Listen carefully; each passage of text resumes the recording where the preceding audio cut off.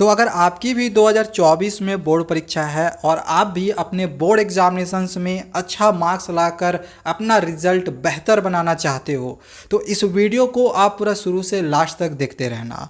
आज मैं आप लोग को ऐसी 5 स्ट्रैटेजी के बारे में बताने जा रहा हूँ जिसको फॉलो करके आप अपने बोर्ड परीक्षाओं में न सिर्फ पासिंग मार्क्स ला सकते हो बल्कि 90 to 99% मार्क्स तक भी आप इजीली ऑब्टेन कर सकते हो।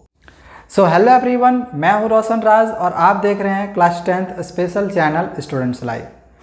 तो देखो, सबसे पहले ना आप लोग को ये पता होना चाहिए कि आपके एग्जामिनेशंस की जो पासिंग मार्क्स है वो क्या है, क्योंकि आज की ये जो मैं वीडियो आप लोग को बना के दे रहा हूँ ये ना सिर्फ उन बच्चों के लिए है जो 90 to 95% मार्क्स लाने की सोच रहे हैं, बल्कि उन बच्चों के लिए भी है जो इनकी तैयारी अच्छे से नहीं हो पाई है और उनको डर भी इस बात का है कि मैं पास कर पाऊंगा या फिर नहीं कर पाऊंगा। तो उनके अंदर एक प्रकार का डर होता है बोर्ड परीक्षा का, तो सबसे पहले उनके अंदर का ये जो डर है मैं वो ख़त्म करना चाहूँगा। तो इसके लिए पासिंग मार्क्स जानना आप लोग के लिए ज़रूरी है।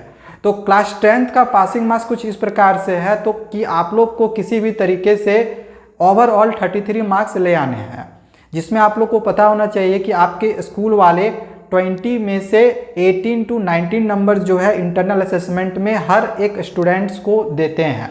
अगर आपके स्कूल में आपका रेपुटेशन अच्छा है, आप रेगुलरली स्कूल जाते हो, तो डेफिनेटली आपके स्कूल वाले 20 आउट ऑफ 20 भी दे देते हैं। 18 से कम किसी को भी मार्क्स नहीं मिलता है। तो अगर हम सबसे कम मार्क्स भी लेके चले कि इंटरनल असेसमेंट में हर स्टूडेंट्स को 18 मार्क्स मिल ही जाएगा, तो इसके बाद आप लोग को ओनली 15 मार्क्स लाने होते हैं 80 में से। जो आपकी थ्योरी पेपर होगी 80 मार्क्स का, तो उस 80 मार्क्स में अगर आप 15 मार्क्स भी ले आते हो तो आपका 18 + 15 मिलाकर 33 नंबर्स हो जाते हैं और आप एग्जामिनेशंस बहुत ही इजीली क्लियर कर सकते हो।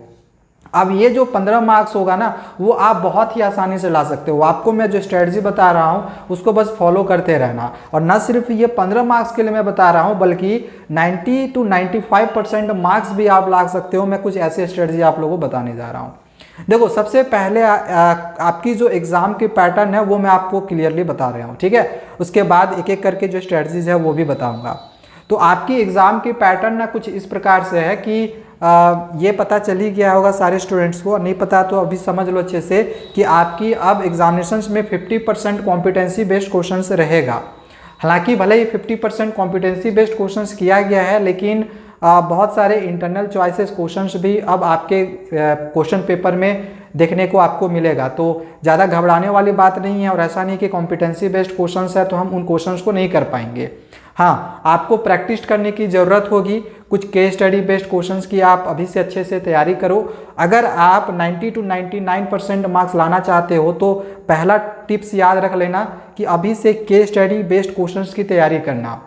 अगर आपके पास केस स्टडी बेस्ड क्वेश्चंस नहीं होगा, कमेंट करोगे, मैं आपको पूरा PDF जिस भी सब्जेक्ट का बोलोगे मैं किसी वीडियो में आप लोग को प्रोवाइड करवाऊंगा, या फिर बोलोगे कि सर इसको एक वीडियो के माध्यम से समझाइए, तो मैं आप लोग को वीडियो के माध्यम से समझा दूंगा, ठीक है। देखो, मेरा स्पेशली सब्जेक्ट मैथमेटिक्स है, साइंस है और सोशल साइंस है। तो इन तीनों सब्जेक्ट का मैं आप लोग को केस स्टडी बेस्ड क्वेश्चन समझा सकता हूँ।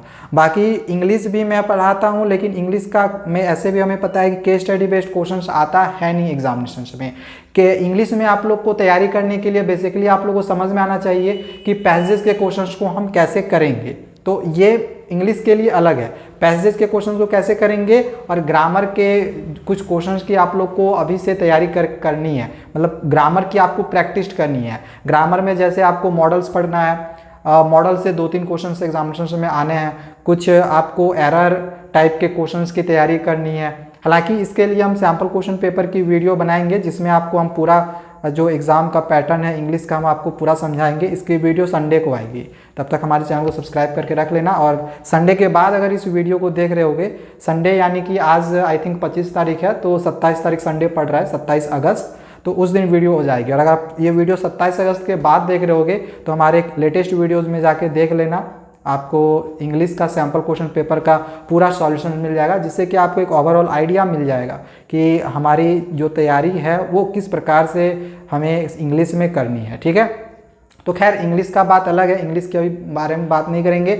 हम आप लोग कुछ टिप्स दे रहे थे जिसमें हम आपको ये बता रहे थे कि आप किस प्रकार से 90 to 95% मार्क पासिंग मार्क्स से लेकर ला सकते हो। तो पहला टिप्स है कि ज़्यादा से ज़्यादा केस स्टडी बेस्ड क्वेश्चंस की प्रैक्टिस करना, जैसे साइंस में, सोशल साइंस में और मैथमेटिक्स में। इंग्लिश को छोड़ दो, इंग्लिश में केस स्टडी बेस्ड क्वेश्चंस नहीं आएगा। एक आएगा केस स्टडी मतलब case study factual based passages आएगा, तो वो उतना मतलब हार्ड नहीं आता है इंग्लिश में, तो उसके लिए अलग से वीडियो आएगी, उसके लिए चिंता मत करो।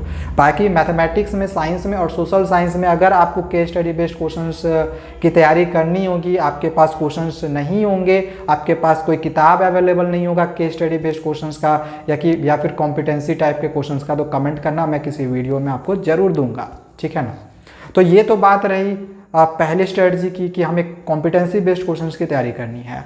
दूसरा जो बहुत ही इम्पॉर्टेंट है, हालांकि ये आपने पुराने वीडियोस में भी बहुत सारे वीडियोस में देखे हुए होंगे या फिर सुने हुए होंगे कि प्रीवियस ईयर्स के क्वेश्चंस की तैयारी करनी है।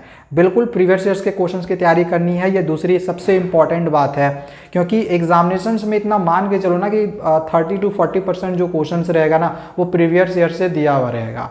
अब आपके माइंड में एक सवाल जरूर आता होगा कि सर पिछला कितना साल तक का हम प्रीवियस ईयर्स का तैयारी करेंगे। तो बहुत ज़्यादा पीछे तक का आपको तैयारी करने का ज़रूरत नहीं है। ऐसे कोई बोल देता है कि प्रीवियस 10 ईयर का कर लो, 5 ईयर्स का कर लो। मैं आपको एक ओरिजिनल बात बताऊं, 2020 से ना आपकी जो एग्ज़ाम की पैटर्न है वो चेंज की गई है, मतलब क्वेश्चन ही अब अलग अलग टाइप के आ रहे हैं।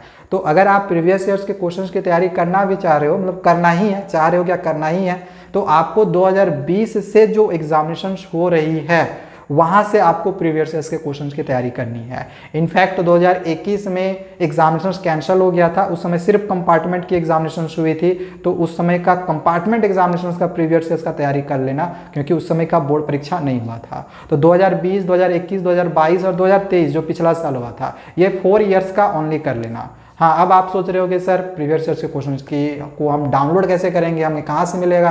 तो ये आप सीबीएसई के वेबसाइट से डायरेक्टली डाउनलोड कर सकते हो।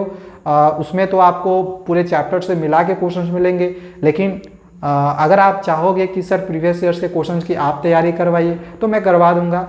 आप लोग बस कमेंट करना कि किस सब्जेक्ट का आपको प्रीवियस ईयर्स का क्वेश्चन का तैयारी करना है, कौन से ईयर का करना है, सारे ईयर्स का करना है तो पिछला अगर 4 ईयर्स का करना है तो मैं पिछले 4 ईयर्स का करवा दूंगा, और आप कहोगे तो मैं चैप्टर वाइज भी आप लोग करवा दूंगा। जिस भी सब्जेक्ट का आप बोलेगे, जिसमें से ज़्यादा कमेंट रहेगा जिस सब्जेक्ट का, मैं उन सब्जेक्ट का आप लोग को सबसे पहले तैयारी करवाऊंगा, ठीक है।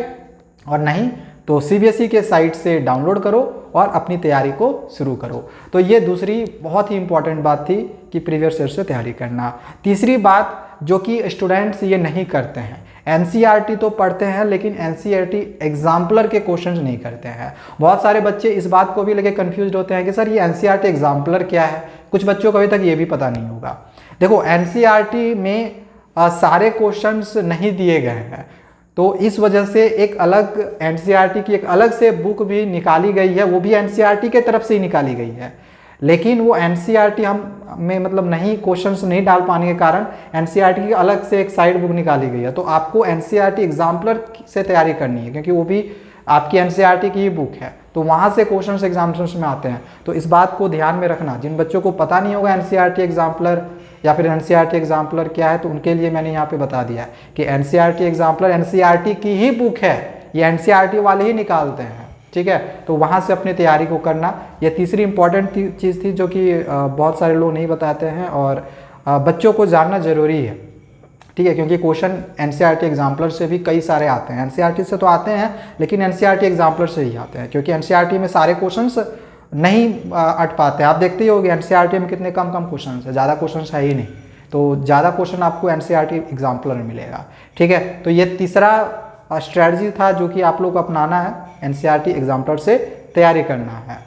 अब चौथी बात, एक और बात आप लोग को याद रखना कि जब भी आप एग्जामिनेशंस की तैयारी करोगे तो एक आपके पास टाइम टेबल रहना बहुत ज़्यादा ज़रूरी है। टाइम टेबल की वीडियो हमने बनाई हुई है, डिस्क्रिप्शन पे मैं उसका लिंक दे दूंगा, एक बार आप लोग ज़रूर जाके देख लेना। बहुत ही इंपॉर्टेंट वीडियो है, अच्छे से हमने समझाया हुआ है कि आपकी जो टाइम टेबल आपको रखनी चाहिए वो कब रखनी चाहिए और कैसे आपको टाइम टेबल बनानी चाहिए, कितने घंटे आपको पढ़नी चाहिए, इन सब चीज़ों के बारे में हमने आप लोग को बताया हुआ है उसमें।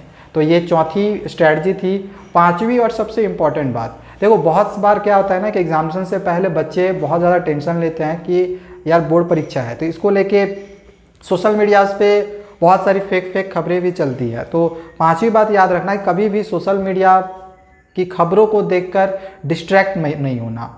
ऐसा नहीं कि कहीं किसी न्यूज़ में हम देख लिए कि बोर्ड परीक्षा 2023 कैंसिल हो गया या 2024 कैंसिल हो गया और हम पढ़ना छोड़ दिए, क्योंकि पिछला साल ये गलती बहुत सारे बच्चों ने की थी। बहुत सारे ऐसे लोग थे जो कि हर दिन गलत न्यूज़ डाल रहे थे कि परीक्षाएं कैंसिल हो गई, परीक्षाएं कैंसिल हो गई, मतलब कुछ भी रीज़न बता रहे थे। बच्चे बहुत सारे बच्चों ने बिलीव भी कर लिया। कुछ महीनों तक बच्चे पढ़े नहीं, जिसके वजह से उनकी एग्जामिनेशन लास्ट में ख़राब चली गई थी। तो मैं आपको यहाँ पे सजेशन दूंगा कि आपकी एग्जामिनेशन ख़राब नहीं हो तो फेक खबरों से बचना है, सोशल मीडिया से बचना है और कोशिश करना है कि जब तक अभी से लेकर आपकी एग्जामिनेशन ख़त्म नहीं हो जाए तब तक आप यूट्यूब में सिर्फ एजुकेशनल वीडियोज़ को छोड़कर आप दूसरी कोई वीडियो ना देखो, या फिर फेसबुक में आप समय इन्वेस्ट मत करो, व्हाट्सएप में चैट करके अपने समय को इन्वेस्ट मत करो। ऐसे बहुत सारी और भी सोशल मीडिया प्लेटफॉर्म है जिसमें से बच्चे चैटिंग करके अपने टाइम को वेस्ट करते हैं। तो ये पांचवा टिप्स याद रखना कि सोशल मीडिया से थोड़ा सा दूर रहने की कोशिश करो। अगर आप आते भी हो, मोबाइल को छूते भी हो, तो उसमें से ज़रूरी मतलब चीज़ें देखो, एजुकेशन से रिलेटेड देखो, पढ़ाई से रिलेटेड देखो। कोई चैप्टर आपको समझ में नहीं आ रहा है उसको समझो, स्ट्रैटेजी देखनी है स्ट्रैटेजी देखो, कोई क्वेश्चन आपको समझना है उसको देखो, लेकिन समय को अभी बर्बाद मत करो क्योंकि आपके पास ज़्यादा समय नहीं बचा है, केवल 5 से 6 महीने का समय बचा हुआ है। तो ये कुछ इंपॉर्टेंट टिप्स थी जो कि हमें आपके साथ शेयर करनी थी। आई होप वीडियो आप लोग को अच्छा लगा होगा। तो वीडियो को लाइक करें और हमारे चैनल को सब्सक्राइब करके रखें। आगे आप लोग के लिए और भी बहुत सारी अच्छी आप लोग के लिए मैं कंटेंट लाता रहूँगा। Thank you, bye bye.